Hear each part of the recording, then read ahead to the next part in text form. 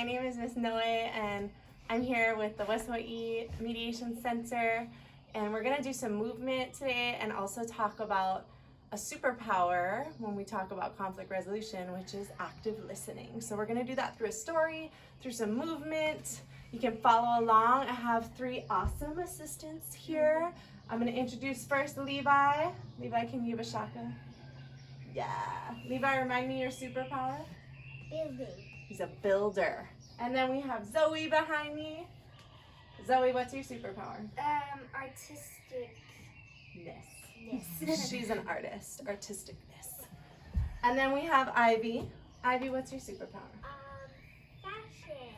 Fashion, design, expression.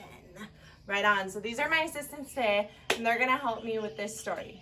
So first, we're gonna start by learning some yoga moves. So my assistants, can you guys show me what mountain looks like? And for those of you at home, you can practice these. We're gonna need them for our story. Then we have dog. We're on the ground, our hips are up towards the sky, and we're stretching our legs back. And then we have rock. Rock is a very important pose in our story. It's one of our favorites. And then we have tree. Nice.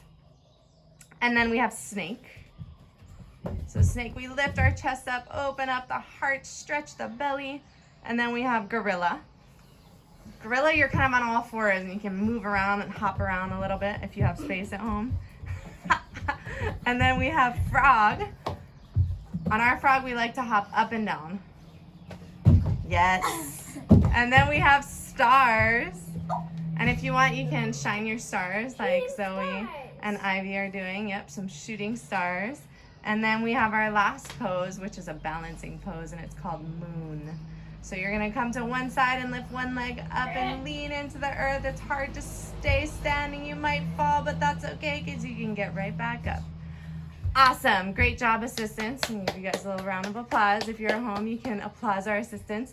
So Levi, Zoe, and Ivy are brother and sisters, and they are gonna take us through this story.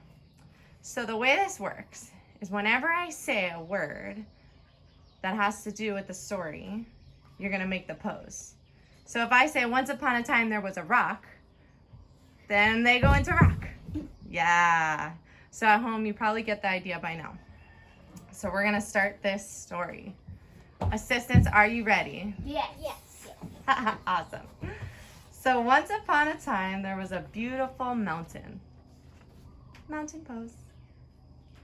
And on this mountain lived a rock named Pohaku. And a tree named Koa.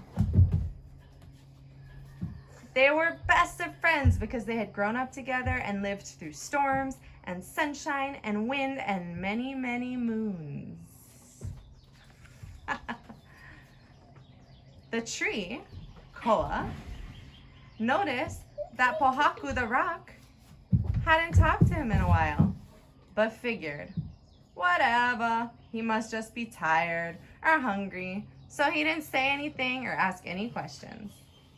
That night, Koa, the tree, had a big party. He invited the snake, and the gorilla, and the frog, and the dog, but forgot to say anything to Pohaku, the rock. Everybody can have a little breather here. So that night, under the stars,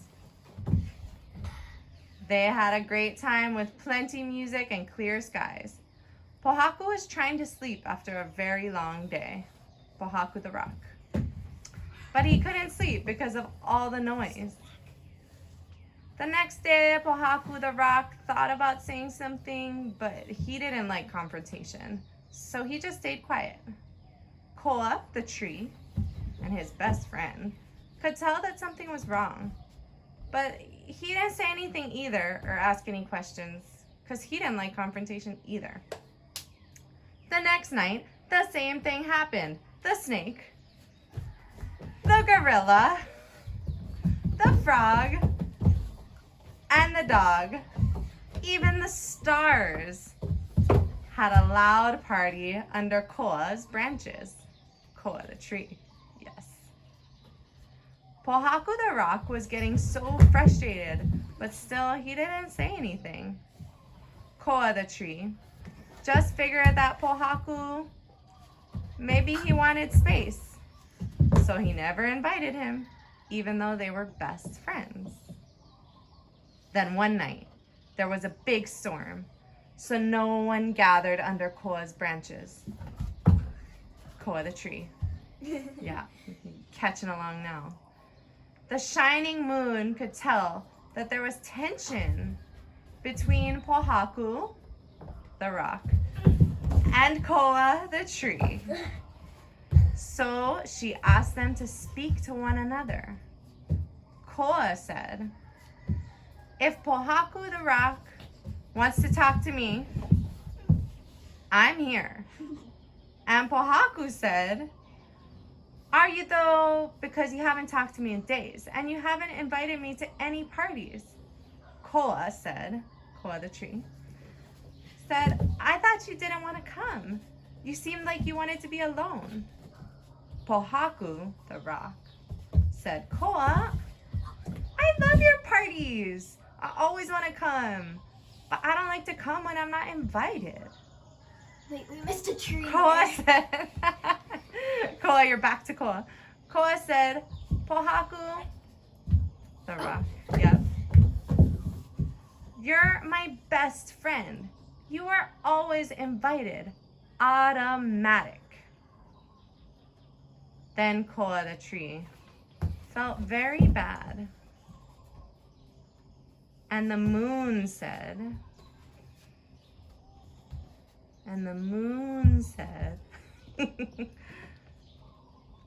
"Do we have any ideas about how we could make this right?" Or pono. And after thinking a while, Koa said,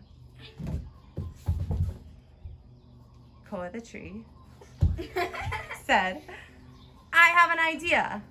What if I grow my branches long, so long, that they give Pohaku shade?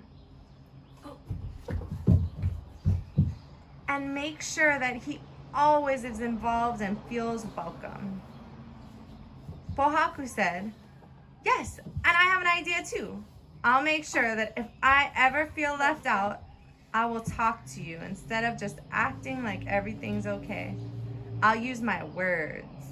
And Koa said, "Yes, and I will listen."